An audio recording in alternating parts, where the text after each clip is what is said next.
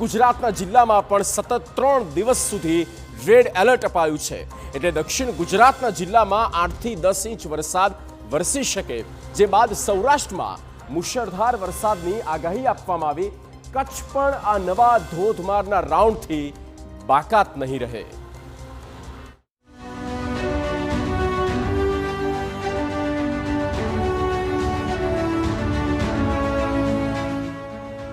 ગુજરાતમાં મેઘરાજા બોલાવશે ભૂક્કા।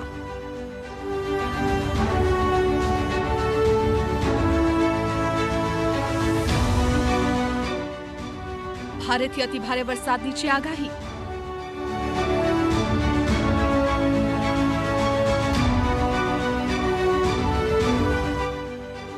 દક્ષિણ ગુજરાતમાં સતત 3 દિવસ રેડ એલર્ટ।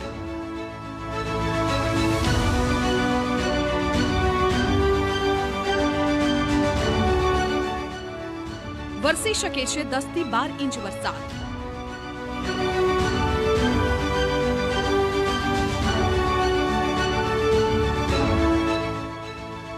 સૌરાષ્ટ્રમાં પણ આવશે મુશળધાર।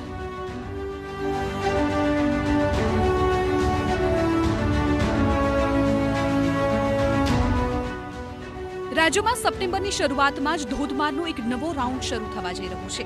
આગામી કલાકોથી જ ગુજરાતમાં ધોધમાર વરસાદ જોવા મળશે। દક્ષિણ ગુજરાતના તમામ જિલ્લાઓમાં ભારેથી અતિભારે વરસાદ જોવા મળશે। જો કે માત્ર દક્ષિણ ગુજરાત જ નહીં, પરંતુ સૌરાષ્ટ્રમાં પણ મુશળધાર વરસાદની જ આગાહી છે। દક્ષિણ ગુજરાતના અનેક જિલ્લાઓમાં રેડ એલર્ટ જાહેર કરાયું છે, એટલે દક્ષિણ ગુજરાતના જિલ્લાઓમાં 8 થી 10 ઇંચ વરસાદ વરસી શકે। સૌરાષ્ટ્રમાં પણ ઓરેન્જ એલર્ટ છે, એટલે સૌરાષ્ટ્રના જિલ્લાઓમાં 7 ઇંચ સુધી વરસાદ વરસી શકે છે। સૌથી પહેલા સાંભળો હવામાન વિભાગની આગાહી, જે બાદ આપને આગાહીકારો શું કહી રહ્યા છે તે પણ બતાવીશું। कल के लिए एक्सट्रीमली हैवी रेनफॉल की वार्निंग और साथ में रेड अलर्ट जारी है। और जो डिस्ट्रिक्ट है जहां पर एक्सट्रीमली हैवी रेनफॉल की वार्निंग और रेड अलर्ट जारी है वो डिस्ट्रिक्ट है नर्मदा और तापी डिस्ट्रिक्ट। और इसके अलावा साउथ गुजरात के district heavy to very heavy rainfall की वार्निंग में कवर है। और डे 3 की बात करेंगे तो डे 3 के लिए गुजरात रीजन के लिए एक्सट्रीमली हैवी रेनफॉल की वार्निंग और साथ में रेड अलर्ट जारी है। और सौराष्ट्र रीजन के लिए वेरी हैवी रेनफॉल की वार्निंग और साथ में ऑरेंज अलर्ट जारी है। और डे 4 की बात करेंगे तो डे 4 के लिए गुजरात रीजन और सौराष्ट्र रीजन दोनों रीजन के लिए एक्सट्रीमली हैवी रेनफॉल की वार्निंग है। और गुजरात रीजन के लिए रेड अलर्ट जारी है और सौराष्ट्र रीजन के लिए ऑरेंज अलर्ट जारी है। और डे 5 की बात करेंगे तो डे 5 के लिए गुजरात रीजन के लिए हैवी रेनफॉल की वार्निंग है और साथ में येलो अलर्ट जारी है। और सौराष्ट्र रीजन की बात करेंगे तो सौराष्ट्र रीजन के लिए डे 5 में वेरी हैवी रेनफॉल की वार्निंग है और साथ में ऑरेंज अलर्ट जारी है। 4 સપ્ટેમ્બરથી લઈને 8મી સપ્ટેમ્બર સુધી રાજ્યમાં ભારેથી અતિભારે વરસાદ વરસી શકે છે। આગાહીકાર પરેશ ગોસ્વામીનું કહેવું છે કે રાજ્યમાં શરૂ થઈ રહેલો વરસાદનો આ નવો રાઉન્ડ ખૂબ જ તોફાની હશે। રાજ્યની અંદર વધુ એક વરસાદનો મોટો રાઉન્ડ આવી રહ્યો છે, કેમ કે હાલમાં બંગાળની ખાડીની અંદર ફરીથી એક વરસાદી સિસ્ટમ બની છે। અત્યારે એ સિસ્ટમ છે ભુવનેશ્વર અને વિશાખાપટ્ટનમની વચ્ચેના ભાગો ઉપરથી પસાર થઈ રહી છે। સિસ્ટમ છે એ 700 એચપીએ લેવલે સક્રિય છે અને સિસ્ટમ છે અત્યારે વેલ માર્ક લો પ્રેશરની કેટેગરીમાં છે। સિસ્ટમ છે તે ખૂબ મજબૂત છે અને આ સિસ્ટમ ધીમે ધીમે ઉત્તર પશ્ચિમ દિશામાં આગળ વધી રહી છે। એટલે આ સિસ્ટમ મધ્યપ્રદેશ ઉપર થઈ અને ગુજરાત ઉપર થઈને પસાર થાય તેવી શક્યતાઓ છે। ખાસ કરીને સિસ્ટમ છે જ્યારે ગુજરાત સુધી આવશે ત્યારે વધુ મજબૂત થઈને વેલમાર્ક લો પ્રેશરમાંથી એ ડિપ્રેશનમાં ફેરવાય તેવી શક્યતાઓ છે। ગુજરાત ઉપરથી ડિપ્રેશન પસાર થવાનું છે, જેને કારણે આમ તો 4 થી લઈ અને 8 સપ્ટેમ્બર દરમિયાન ગુજરાતની અંદર ભારેથી અતિભારે વરસાદની શક્યતાઓ છે। દક્ષિણ ગુજરાત અને સૌરાષ્ટ્રમાં ભારેથી અતિભારે વરસાદની આગાહી છે। 15 ઇંચ સુધી વરસાદ થઈ શકે છે। માત્ર દક્ષિણ ગુજરાત અને સૌરાષ્ટ્ર જ નહીં, પરંતુ કચ્છમાં પણ ધોધમાર વરસાદની આગાહી કરાઈ છે। દક્ષિણ ગુજરાતના તમામ જિલ્લાઓ છે, સુરત, વલસાડ, વાપી, નવસારી અને ડાંગ જેવા વિસ્તારો છે, એ તમામ વિસ્તારમાં પણ 5 થી લઈ અને 8 તારીખ સુધી ભારેથી અતિભારે વરસાદ નોંધાય તેવું એક અનુમાન છે।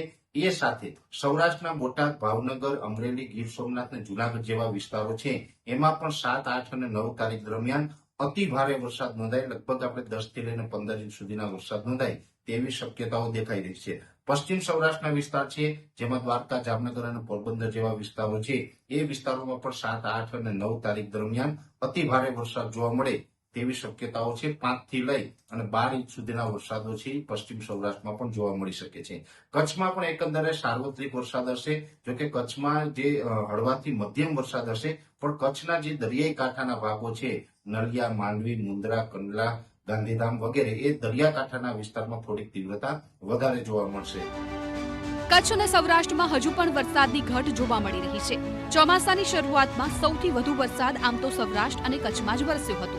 જોકે જૂન અને જુલાઈ બાદ ઓગસ્ટમાં જોઈએ તેવો વરસાદ સૌરાષ્ટ્ર અને કચ્છમાં પડ્યો નથી, જેને કારણે કચ્છ અને સૌરાષ્ટ્રના વરસાદની ઘટ છે. જોકે લાગી રહ્યું છે કે આગામી 4 દિવસમાં સૌરાષ્ટ્ર અને કચ્છમાં વરસાદની ટકાવારી વધી શકે છે.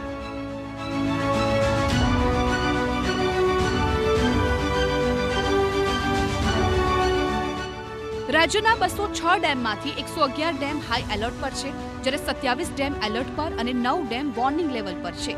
ગુજરાતમાં ભારે વરસાદને કારણે કોઈ પણ કટોકટીની પરિસ્થિતિને પહોંચી વળવા એનડીઆરએફની કુલ 12 ટીમ અને એસડીઆરએફની 20 અલગ અલગ ટીમો જિલ્લામાં ગોઠવવામાં આવી છે. આમ આગામી દિવસો ગુજરાતમાં ખૂબ જ ભારે રહેશે.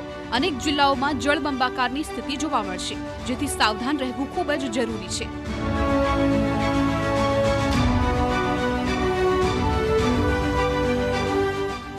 Bureau report, TV9.